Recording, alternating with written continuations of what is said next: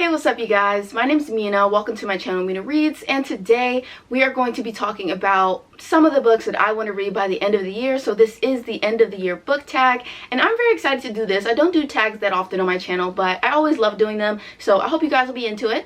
And before we get into the books, I do just want to say a huge thank you to today's sponsor, Ana Luisa. I am an Ana Luisa VIP, so I do have a little discount code for you guys to use. I will leave it up here on the screen. But Ana Luisa is a really amazing New York-based sustainable jewelry company, and I am absolutely obsessed with them. I have been wearing their pieces and working with them for over a year, and they're just a really great company, so I'm obsessed and I'm really happy to be telling you guys about them today. So basically, Ana Luisa, as I said, is a sustainable company. They are very environmentally conscious, and I love that and I appreciate that as a conscious consumer. So essentially, they are a company that currently offsets 100% of their carbon emissions. So yeah, they are 100% carbon neutral at this point, and they are working hard to, you know, offset their emissions from the sourcing of their materials to disposal of their waste. I absolutely love them. I adore them so much. They also are a company that works in limited batches so that they can ensure, you know, the highest production quality while also limiting excess waste. Really high quality, amazing, long lasting. I'm obsessed with them. I love their designs. They have like really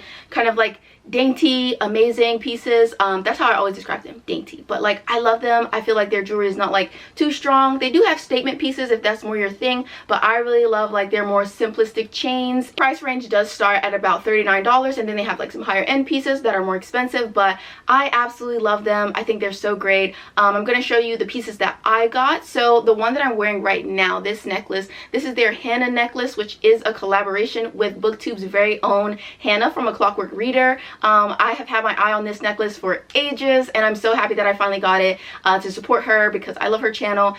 This necklace is just absolutely gorgeous to me. I also got this bracelet.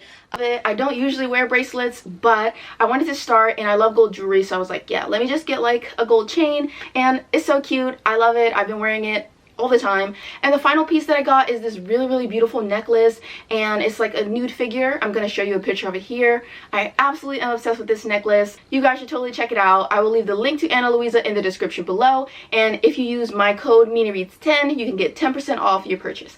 So yeah, thank you so much to Ana Luisa for sponsoring this video, and let's get into these books. The first question is, are there any books you started this year that you still need to finish? So I have two that I'm going to show you. So the first one is 7 Days in June by Tia Williams, and this is an adult contemporary romance. I've been hearing so much hype for this book on TikTok, and I believe this is like a second chance romance. We're following these two characters. I believe they're like in their 30s or 40s maybe, and they had a relationship I think in their 20s, and it was kind of like this whirlwind 7-day romance, but it was just so important and impactful in their lives, and they're both writers, and so I think that they like write little notes to each other via their writing, and I just feel like this book is going to be so good. Everyone says that it's like really emotional and amazing and like the best second chance romance in the world. So I think I got like 40 pages into it, but then I just set it down because I was more on a fantasy kick in like August and September. I think I started it in August, and in August, September, I was really in my fantasy bag a little bit, so I wasn't really gravitating that much towards romance, but I think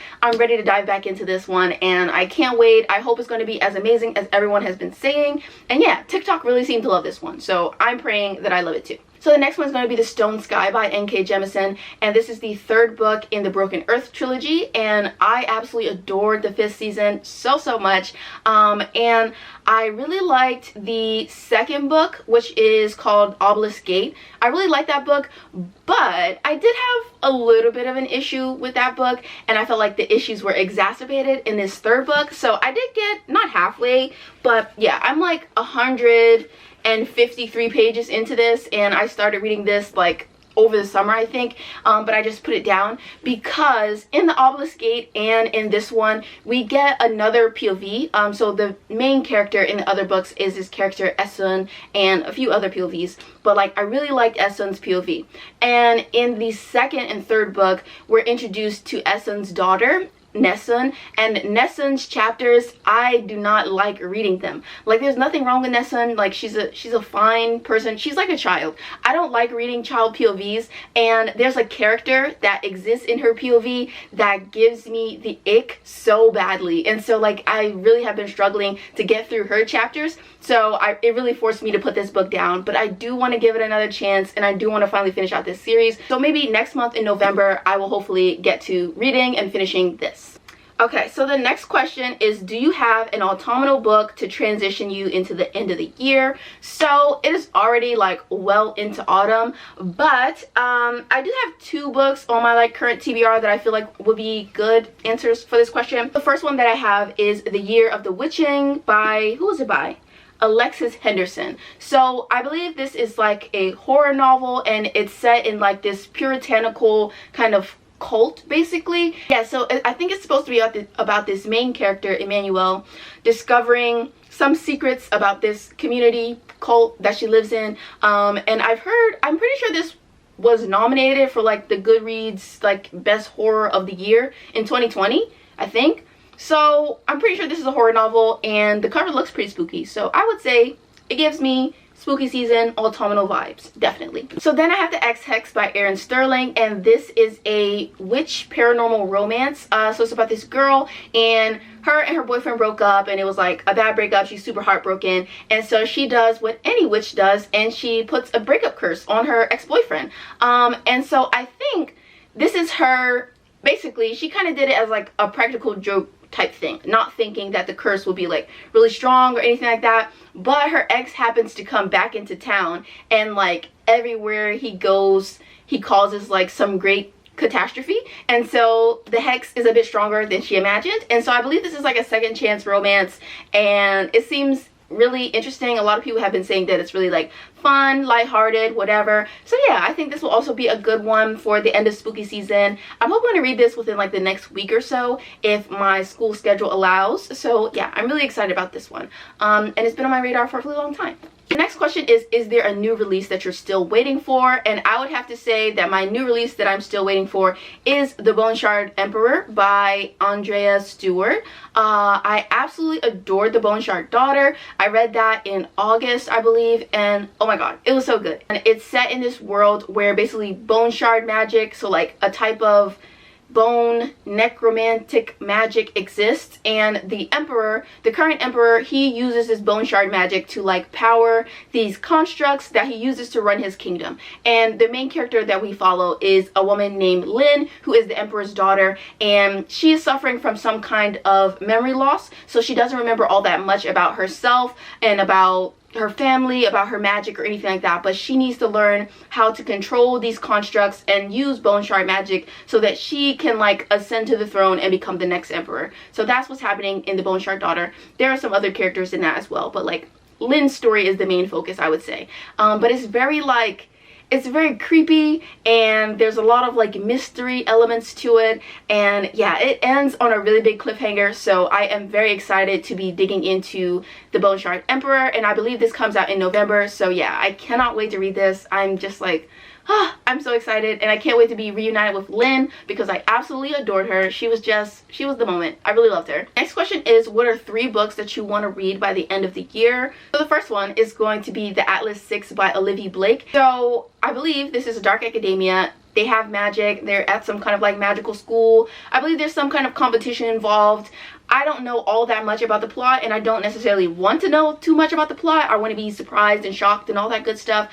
But I've heard nothing but amazing things about this on TikTok, on Twitter. My best friend really loved it. So I want to get to it. And yeah, I am hoping that I'm going to love it as much as everyone else seems to be loving it. Okay, so then next we have Neon Gods by Katie Robert, and I have been putting this book off for months. I had this on like my June TBR, and I still have not read it, and it's just like, I don't know why I keep putting it off, but I just need to get to it soon. This is a Hades and Persephone like modern retelling, and everyone seems to universally love this book, so I'm like, I'm gonna read it. Like, it has to happen. I'm gonna do it eventually, but every time I turn around, I'm doing everything and anything but reading this book. So it's gonna happen by the end of the year, and if it doesn't happen by the end of the year, I don't know, you could bully me in the comments or something, but like, I need to finish this book. It just has to happen. It has to. The last book that I'm going to answer for this question is going to be Payback's a Witch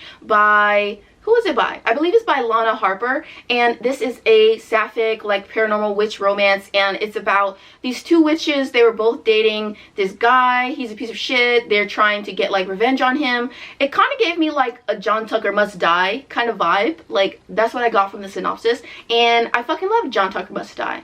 And I always wondered, what would John Tucker Must Die be like if it was sapphic? If you've watched that movie, you know there's that one scene where Sophia Bush and Brittany Snow, they kiss in the car. And yeah. So that's what I'm imagining that Payback's Witch is going to be like. And I'm hoping and praying that I'm going to love it as much as I love John Tucker Must Die. The next question, is there a book you think could still shock you and become your favorite book of the year? So I have two options for this. One is The Sword of Kaigen by M.L. Wong. This is a adult fantasy standalone, and it's about like these warriors who defend this peninsula to protect like the rest of their country. And I have heard that this is like a really good like kind of family saga, and a lot of people who've read this, like, they really cry. They're super obsessed with it. One of the main characters in this, her name is Misaki. She's a mother and she's a badass, and everyone seems to be absolutely obsessed with her. So like, I don't know, I feel like I have good feelings about this, and whenever I have a really good feeling about a book, I just never pick it up because I'm scared to be disappointed. So that's kind of the feeling that I have about this. So I feel like if I read this, it's a high likelihood that I will absolutely love it and it would be on my favorites of the year. But I'm honestly too scared to read it. Somebody peer pressure me in the comments to read this book already, because it just needs to happen.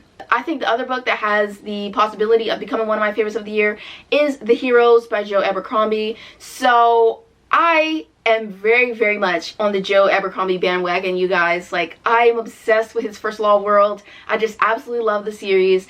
So I'm now, all I have left of the First Law World is really the standalones, and so this is the second standalone. So I'm really interested in this because I think it's going to be a continuation of some of the POVs that I absolutely loved in First Law. There's this one POV I absolutely adore. His name is Dogman.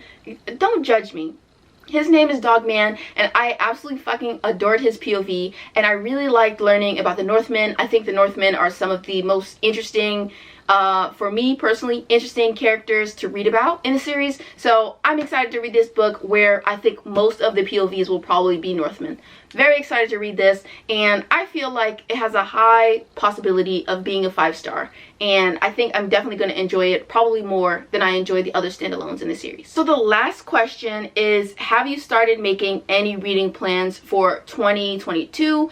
And I can't say that I have any like major reading plans for 2022, but I think 2022 is really going to be the year that I dive deep into fantasy and I start catching up on all of the fantasy series that I feel like I've missed out on. So Malice is the first book in the Faithful and the Fallen series, and I've heard really good things about this in the fantasy community. It's like universally loved and hyped. So I think that if 2022 is going to be my year of fantasy, this is going to be one of the first series that I really sink my teeth into, and I'm excited about it. But other than that, I don't have any like super duper concrete reading plans for 2022, so I'm just gonna kind of let the chips fall where they may. And yeah, I do have a few anticipated reads of 2022, but that'll be a separate video. So yeah, I'm excited about all this reading that I'm going to attempt to do before the end of the year, but I do have finals and papers coming up and all that good stuff, so we're going to see how much we're actually able to cram in. Thank you guys so much for watching, and thank you to Anna Louisa for sponsoring this video. I will again be leaving the link in the description below, and if you use the code MinaReads10, you'll get 10% off your purchase. So yeah, thank you to Anna Louisa for sponsoring this. Thank you to you for watching it, and I will see you all in my next video. Bye, you guys!